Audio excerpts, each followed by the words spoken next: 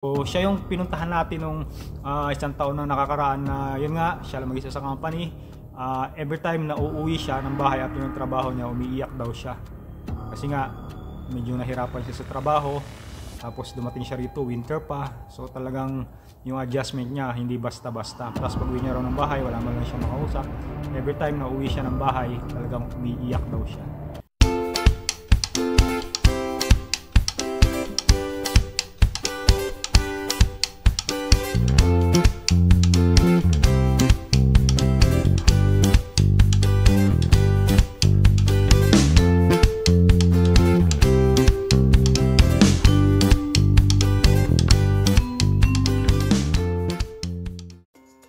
Hey, what's up guys? It's me Marlon, just for Fun TV, and welcome sa ating YouTube channel.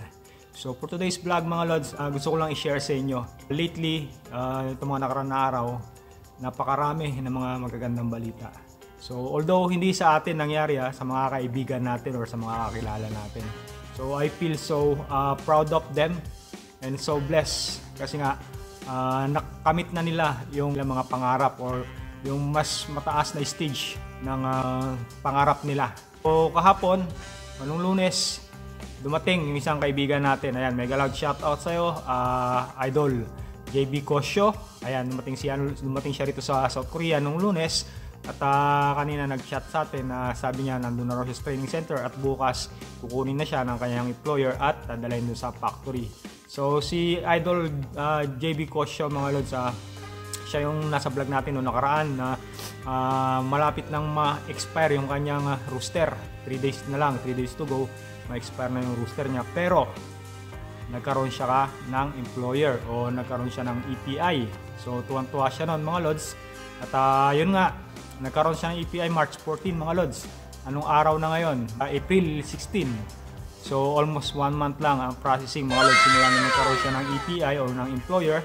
Isang buwan lang ang processing, nag-flight na kaagad siya rito, papunta rito sa South Korea. Diba? Ang bilis. Iniintay niya yon ng almost a year. So araw-araw nagdadasal siya. Every time na magkakaroon ng selection or massive selection, yung hiring ng mga employer dito, talagang nagdadasal siya. So gaya nga nasabi ko sa inyo mga lods, pag nag-apply kayo rito papunta sa South Korea, sabi nga ng PUEA, kahit na makapasa kayo sa exam, hindi garantiyon na makakapagtrabaho kayo dito sa South Korea. So ano yung susi para maging possible yung pupunta nyo rito after nyo makapasa sa exam? So yung pinakamabisa, through prayers. So after nyo pumasa, nung kaibigan natin, nagdasal siya, araw-araw nagdadasal siya, every time kakaroon ng selection, palagi siyang nagdadasal. At ngayon nga, ayan, katuparan ng kanyang pangarap. So nandito na siya, nung Lunes pa. Tuwa ako mga lods at sa wakas, nandito na yung ating kaibigan. Yung kaibigan natin na yun, galing na yan dito a few years ago. Kaya lang, nung nandito siya, binata pa siya, wala pa siyang pamilya. So nagsusupport lang siya sa mga kapatid, sa magulang. At kwento niya sa akin, hindi niya masyadong sinisinop yung mga kinikita niya. So ngayon, nag-apply siya ulit, sumubok siya ulit dahil meron na siyang sariling pamilya. So this time, sabi niya sa akin, pinapangako niya raw sarili niya na aayusin niya na lahat-lahat ng mga gagawin niya para sa kanyang pamilya. So congratulations sa iyo, Idol JB Kosyo. Ayan. At sa wakas, nandito ka na sa South Korea. Welcome again to Kimchi Land. So yun yung isang magandang balita natin mga lods. At meron pa tayong pangalawa. So ito yung dito ako nasiyahan ng gusto dito sa balita ng kaibigan na to. Kung palagi kayo sumusubaybay sa mga vlog natin, kung naalala nyo yung kaibigan natin na tinulungan natin na isang taon na yata nakakaraan or mahigit isang taon na, yung dumating siya rito sa South Korea, winter, tapos sa company siya lang mag-isa. So wala siyang kasamang Pinoy, wala man lang siyang makausap. So pagdating niya, sabi sa akin ng mother niya, ayan, mega loud shoutout po sa inyo, Madam Alin Pontanilla Mata. So yan yung mother ni Bro AJ Mata. So siya yung pinuntahan natin nung isang taon na nakakaraan. Yes guys, it's me Marlon, just for Fun TV. Welcome sa ating YouTube channel. So nandito tayo ngayon sa Joam mga lods. Ayan, sa Ujong Op. Medyo 30 minutes away mula dun sa atin. At para bisitahin yung kababayan natin na pinapakisuyo ng isang kababayan natin ng kanyang nanay na nasa Pilipinas na bisitahin daw natin kasi medyo stress sa kanyang trabaho dahil nag-isa lang siyang Pilipino. So bago lang siya rito kaya medyo nag-adjust pa. So tara mga guys, silipin natin yung kanyang tirahan at alamin natin kung ano yung kanyang mga sitwasyon dito. So para medyo mapanatag yung kalooban ng kanyang nanay nandiyan sa Pilipinas na nag-aalala sa kanyang kalagayan dito. So tara guys. So ito kanyang tirahan, ayan, pila. Ayan.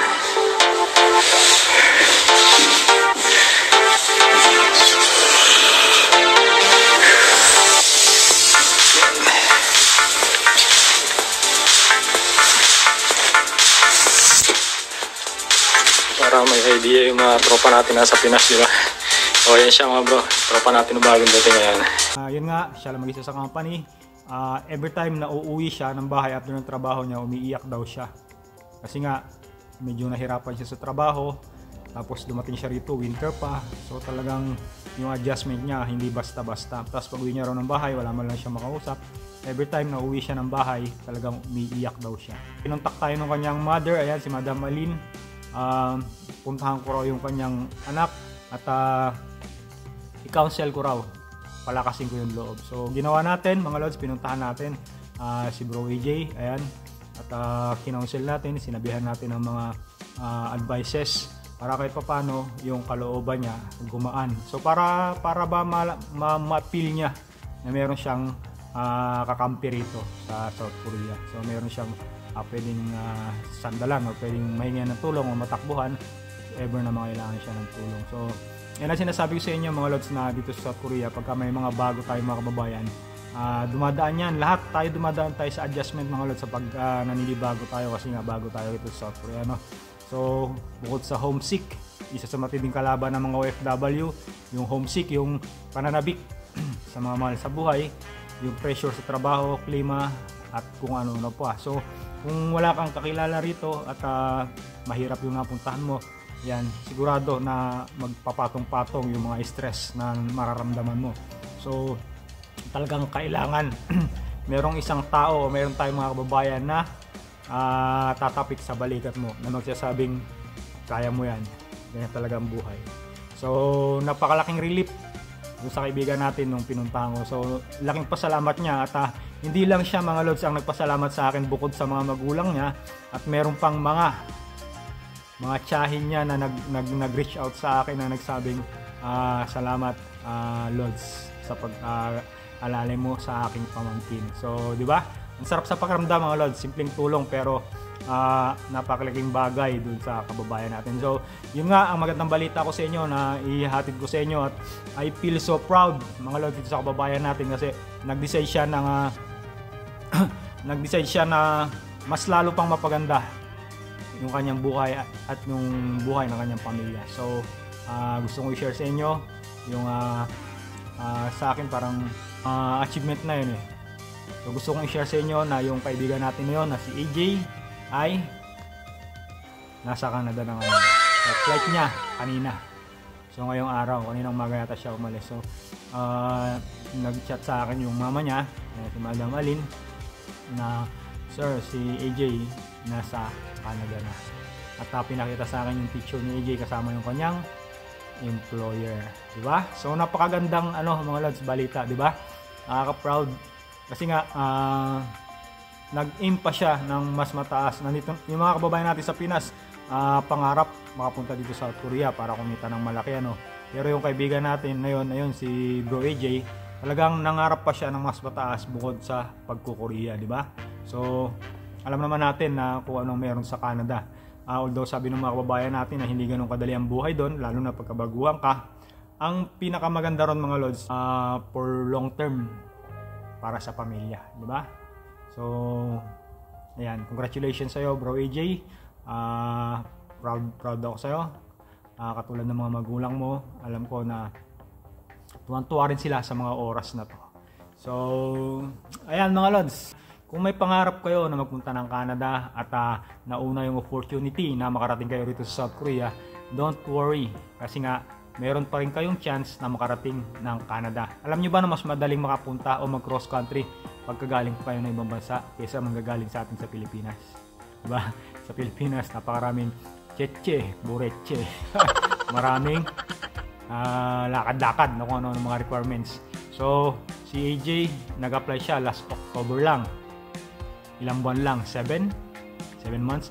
October, November, December, January, February, March, April. 7 months processing mga lods sa Canada mula rito sa South Korea, di ba? So, napakabilis. Kaya nga, sa mga kababayan natin na ayan, gustong sumubok ng kapalaran sa Canada, kung palagay nyo hindi kayo maligaya o nasisiyahan dito sa South Korea, ayan, pwede kayo sumubok ng mga ibang bansa mga lods.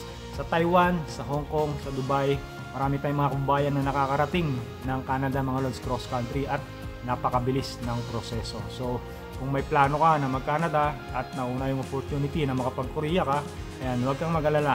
Mayroong agency rito, may mga agency rito na makatutulong sa'yo papunta ng Canada. So, babanggitin ko yung kanyang agency para hindi na kayo magtanong kung anong agency mga lods ha.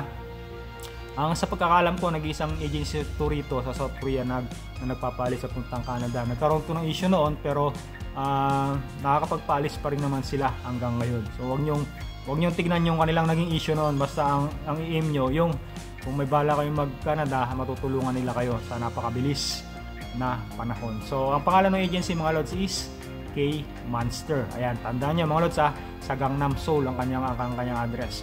So, ulitin ko, K-Monster. Ayan, agency. Nag-apply na ako dyan mga lods a few years ago, 2019. Kaya lang, hindi ako qualified kasi nga nakapag-palit na ako ng visa into G1.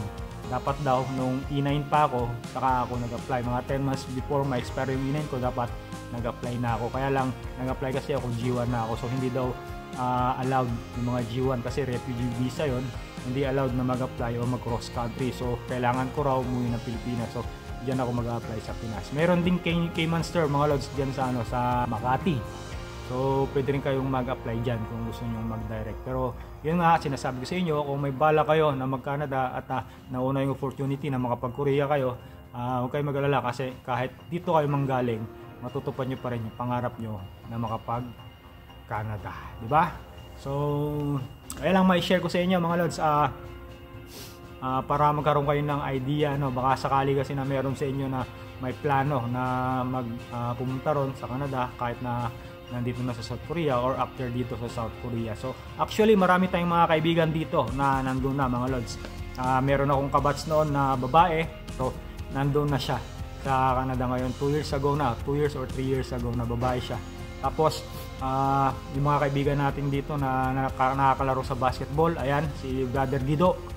Ayan, mega lang shoutout sa'yo bro. Nandun na rin siya ngayon sa Canada. Tapos, si bro Andre Banal. Ayan, nandun na rin sa Canada. At yung isang kaibigan natin na bilinag ko rin sa inyo, no? Kung naalala nyo mga lods, yung kaibigan natin na 17 years dito sa South Korea na umuwi ng Pinas nung nakarang taon. Ayan, nandun na rin ngayon sa Canada. So, ganyan lang ang buhay mga lods. Diba? Mangarap lang tayo. Sabi nga nung isang sikat na vlogger dyan sa Pilipinas, ganyan, kung mangarap ka, takasan mo na yung kayang abutin ng isip mo, diba? Para kung halimbawa na hindi mo maabot yung pangarap mo, pero nag-strive ka, trinabaho mo, nagsumikap ka para maabot yung pangarap mo na yun. Halimbawa, ito yung pangarap mo, nandito ka sa baba, nag-strive ka para maabot yung pangarap mo, at tinapos ka, hindi ka nakarating. At least, nagbago ka. Simula doon na sa baba ka, nandito ka na sa taas, malaking pinagbago mo. Hindi mo manabot yung pangarap mo, yung taas ng pangarap mo, at least, nag-improve ka mula rito sa ibaba, umangat ka, di ba? So, kung makakamit mo yung pangarap mo, yung pinakamataas sa pangarap mo, di mas maganda, di ba? So, ibig sabihin, mangarap ka hanggat kaya mo. Kahit na yung pinakamataas na kayang abutin ng isip mo, pangarapin mo. Kasi nga, kung tatrabahuin mo yan at gagawin mo yan, walang imposible, di ba?